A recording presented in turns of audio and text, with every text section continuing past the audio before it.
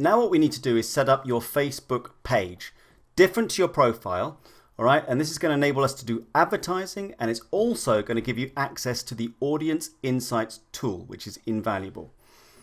Now, how do we do this? Well, I'm over here on my Facebook profile, and I'm just going to click on this little drop down arrow here, and I'm going to select Create Page.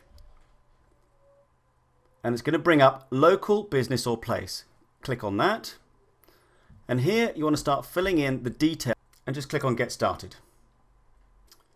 Now, you get a little wizard here. You can basically skip through all these steps. I don't want you to really worry about any of this. So, just have a little read if you want, but basically skip through.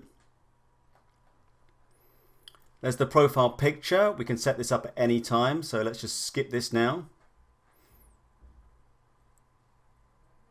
Other bits and pieces here. No need to worry about it.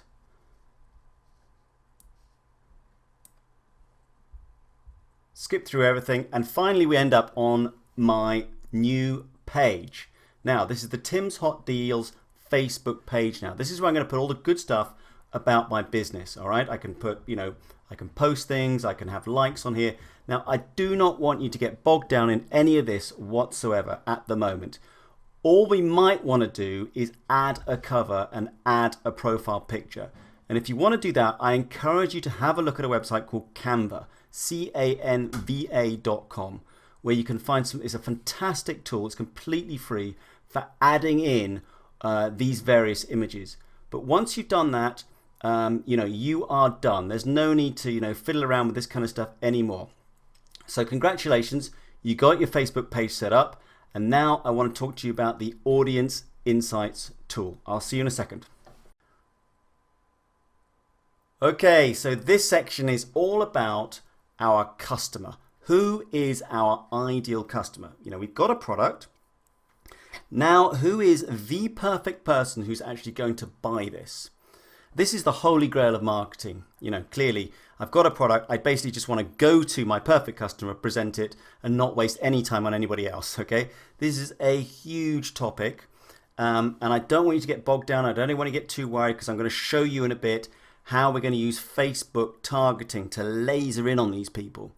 But for the moment, I want you to just start broadening your mind a bit and thinking about what your customer might look like. And in order to help you, I'm going to take you through a few bullet points here. And it's going to start sparking some things in your brain, I guarantee it. With the products that I've selected, I'll use that to put that in context. But you hopefully have picked other products by this stage. And this is going to start bringing the two together. So first and foremost, gender. My jewelry is probably best selling to women, if we're honest. Age. My particular jewelry probably sells better to 30-plus-year-olds. I know that from experience. It just does. But your products might definitely apply to an older person or maybe to a younger person. Where do they live? Again, jewelry is kind of independent, but maybe you've got a product that's more pertinent to the UK market than the US market, or maybe you're in the US market and it makes more sense for people who live in cities, or maybe it makes more sense for people who live in the mountains and some sort of outdoor product. I don't know, but start thinking about very objectively whether where they live has any impact. Now, the next three, I've grouped them up actually all in yellow here because they're kind of important. They're the ones that I think about the most. So what products do they like? If I am selling dog jewelry to somebody, then clearly people like dogs. If it's Labrador jewelry, for example, then they'll like Labradors. And I put like that because I'm sort of referring at this stage, as I slowly start to introduce the concept, I'm referring to Facebook. Right, we like things in Facebook. I enjoy outdoor sports a lot, so I like a lot of outdoor sports type pages. So Facebook has profiled me in that way. So I can find people, in my example, who like Labradors, for example. That's going to start narrowing down who my ideal customer is. What services do they like? People who have dogs might have particular services. Could be a dog grooming service, for example, that they have liked. What sort of services do they use as a dog owner, or indeed in the context of your product? What brands do they like? dog owners typically, let's talk about dog food brands, for example. That would be a brand that they would adhere to and have liked on Facebook. You might have a particular brand of, I don't know, skis or something like that, that your product, if you're in the skiing market, for example, they like a particular brand of skis or a particular brand of basketball. No idea, but the brand that they like is helping to shape what this ideal customer looks like. And what communities and groups do they belong to? This is an interesting one. Dog owners, for example, might belong to dog training communities, or dog owners clubs or whatever. Think about the communities and the groups that they belong to. So we've gone from, having really no idea perhaps what our customer looks like, maybe from, in my example, a woman who might like to buy some jewelry. We've narrowed it down by age. We've started to think about the kind of products and the services and the brands that they would like and the communities and the groups that they belong to. Now, there's a lot there, but I encourage you to get out a piece of paper, take this screen, put it on pause or whatever, and just start to, take some notes, get your creative juices flowing with the products that you've selected, and see if you can come up with some, nice little bullet points underneath these main headlines that would start to build up what your customer avatar looks like. And what you'll find is that the more you do this, the easier it will become. In the beginning, you might feel a little bit, it's like, whoa, I'm not quite sure what to do here. But just start writing and it will start to happen. And slowly on, after you've done, 3, 4, 5, 10 of these, you'll do it very, very quickly. It will start to become second nature. Okay, so you've got your Facebook page set up, which is fantastic. And that's now going to give you access to the Audience Insights tool. Okay, up here you can see Audience Insights. Now, how you get to this just depends on how your Facebook is set up. So it's kind of difficult for me to give you a complete one-stop shop on how to get to this place. But basically, just either look up in the menu. You might have a top menu that looks a bit like this with your Ads Manager, Audiences, Audience Insights, this kind of thing. Or it might be on your personal page, or maybe just type Audience Insights into the search bar. Either way, you're going to find it pretty quickly, okay? And you're going to land on a page that looks like this. And essentially what it is a massive search engine of everybody on Facebook, if you like. And what we have down here on the left-hand side is a column where we can put in all kinds of criteria. So we've got location, we've got age and gender, we've got interests, connections and pages. We can leave that for the moment. It's these three which we really want to focus on. And over here on the right-hand side, it's basically giving us the results. So let me give you a quick demo. Location, United States. All right, so remember when we were thinking about our customer avatar, we were thinking about age and gender and likes and all this kind of stuff. So here I've chosen United States. Just for the moment, I could have put UK, Australia, whatever I'm looking for, but I'll stick with United States. Age, for the moment, I've chosen 18 to any, and gender, I've just chosen all. All right. Now, imagine I've got that piece of jewelry, that dog jewelry that I've been looking at with you, and I want to see what sort of people I can target on Facebook. So, in the interests here, I can just simply type jewelry. Select it, and over here this information is now updated. And I can see straight away that 72% of them are women, 28% of them are men, and I can see the age groups which are, mostly interacting with jewelry, the general huge category of jewelry. So 26% of them, that's the major one, are between 25 and 34, and so on and so forth. You can see that hopefully quite easily. Now, this part of this Audience Insights is a huge amount of information, and it's quite fun to go through it all, but frankly I find some of it perhaps of limited interest, limited use, but you might be different. If I scroll down a bit here, I've got things like lifestyle. Apparently 3% of them are rural parents, this kind of stuff. Their education level, their relationship status, their job titles. I don't find this particularly useful, but you may find a use for it. Now, the thing that I do find incredibly useful is this part here, page likes. Now, if I click on page likes, it's starting to tell me straight away, sorry, scroll down a bit quick there. if I just come down to here, the most popular pages on Facebook that relate to jewelry that people like.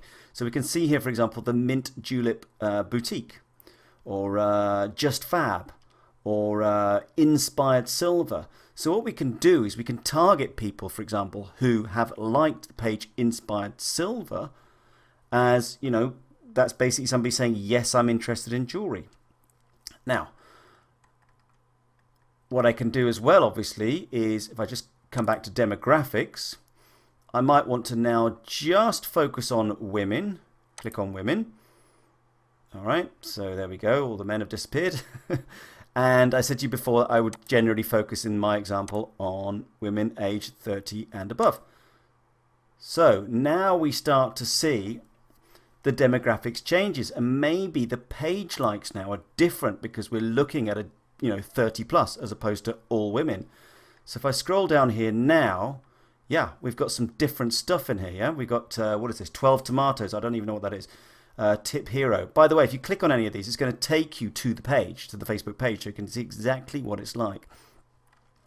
If I start to click on some of these other ones here, location. I talked about jewelry being location independent. There's not much to be said there. And as we go through here, I mean, it's just nuts what's available. But, frequency of activities, devices that users use. We've got things like household income, and it goes on and on and on. Personally, I focus on the demographics and the page likes. Now, just to sort of, perhaps take another interest, let's just go back here to all ages. I just want to perhaps pick another interest just to illustrate the point a bit more. Let's say you're in the skiing business. All right, let's say we click on alpine skiing. Click on demographics. And yeah, sure enough, we've got a nice sort of fairly even spread actually between men and women who ski. 56% of women, 45% of men. Click on here on page likes. What have I got? I've got Lindsey Vonn. I mean, if you're a skier, that's the big famous name. That so people are liking Lindsey Vonn, which demonstrates that they are skiers. We might want to target those people. The US ski team, Michael Phelps, he's a swimmer. I'm not sure what he's doing in there, but anyway, you start to get a feel for how this page can spark off ideas of what people are interested in, and therefore how to target them. All right, I'll see you in the next lecture. Okay, welcome back. Now, I realize that I'm throwing a lot of information at you in this part of the course when it comes to the customer itself, and that you may well be feeling a little bit overwhelmed, a little bit confused. Maybe you can't see how this all kind of comes together. All right, but don't panic. Bear with me. When we actually get into the creation of the ads themselves, this is going to start to crystallize. All right, just accept what I'm telling you at the moment. Make sure you understand it at the sort of the highest level. Don't worry about getting too much into the details. But the last part I want to talk about is what I find another very useful part of this process, okay? And I promise you it's the kind of the last piece of the jigsaw, the main jigsaw at least, is what I call buyers and communities. Now, in the last slide, we were looking at the Audience Insights tool. And, if you've clicked around in there, you're going to see all these. We were looking at all these different likes, the pages that people like, and there are thousands and thousands and thousands of them. So the question is, which of all the pages that somebody might like, which are the ones, okay, that really tell us that they are buyers, okay, that they really are going to buy from us. Because it's very easy just to click around on Facebook and like this and like that. It doesn't necessarily mean that they are of interest to us as a target audience. Okay, so let's think about the buyers first. Now, a like does not equal a buyer. Now, I want to use the example of Labradors here to hopefully illustrate this. Now, I like Labradors, okay? I might have liked a page on Facebook at some point to do with Labradors. I've no idea. But I don't own one. Yeah, I like Labradors. Most people love dogs. I love Labradors when I see them. I'm quite happy to have them show up in my Facebook page, whatever. But I don't own one, and I probably never will own one, sadly. So as a result, I'm never going to buy anything related to Labradors. Yeah, I'm not even going to buy dog food. I'm not going to buy dog bowls. I'm not going to do anything. I just like Labradors.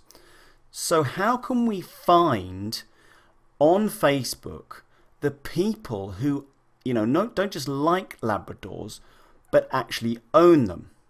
So what we can do is also look for other pages that they might like. Now I've put Purina here, which is, if you don't know, is a brand of dog food. Okay, now if I've liked Labradors and I've also liked Purina, then there's a pretty good chance that I own a Labrador, right? I mean, I'm unlikely to like a dog food page unless I've actually got a dog.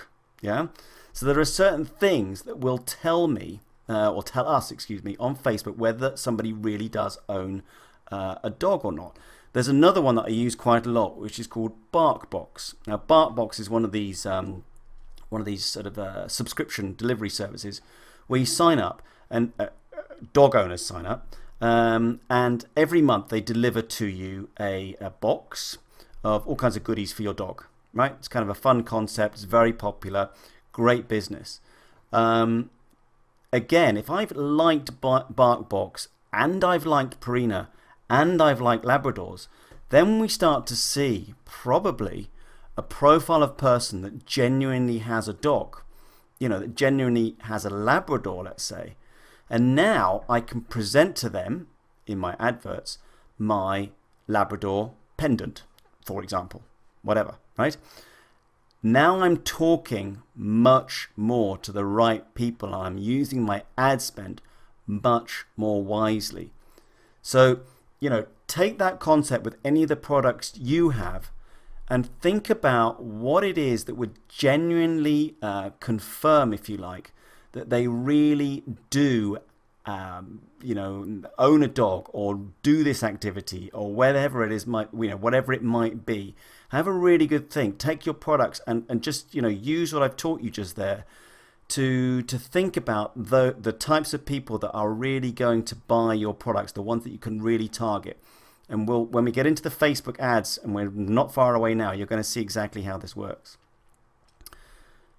Now, the other thing to think about are the communities. Now, communities don't necessarily, to my mind, they're useful, but it's not complete confirmation that they have a dog. So again, I love Labradors. I just made that up. I'm sure there is one called I Love Labradors and I Heart Labradors and I Everything Labradors, right? You'll find it, I guarantee it, somewhere out there on Facebook. So, I repeat myself, but just because I, have liked a page called I Love Labradors doesn't necessarily mean I have a Labrador.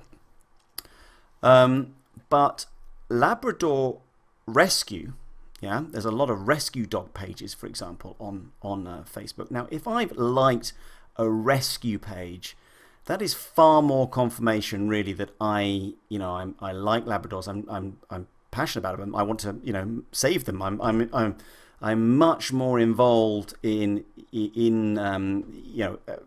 as a Labrador person. Not explaining it brilliantly, but do you see what I mean? I've gone from I love Labradors, which is just kind of some random, yes, I love them, whatever, to Labrador Rescue, somebody who's genuinely engaged with them, wants to help them, wants to save them, is probably involved, in that whole group of people on Facebook where they can, find owners for them and all that kind of stuff. So that, again, suddenly I've got somebody who's genuinely passionate now about Labradors. I talk about Labrador Rescue, and I can use that target audience for my Labrador pendant. So I hope that's clear. Take what I've done there, perhaps go back to the Audience Insights tool, spend some time clicking around on all those different pages and try to find the buyers and the communities that relate the best to your product.